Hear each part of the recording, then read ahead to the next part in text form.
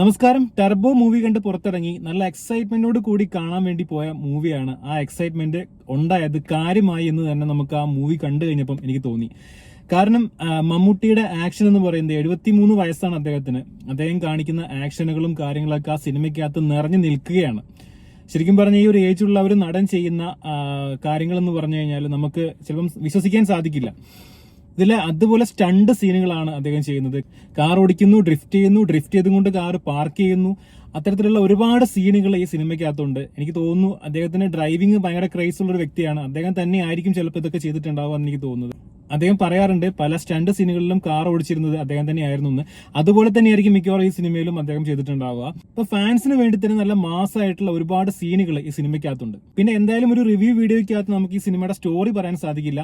എന്തായാലും നടക്കുന്ന സംഭവങ്ങൾ തന്നെ ആയിരിക്കും ഇത് എന്നാണ് ഞാൻ വിശ്വസിക്കുന്നത്. നമ്മുടെ ഇന്ത്യയിൽ തന്നെ നടക്കുന്ന സംഭവങ്ങളോട് ഏകദേശം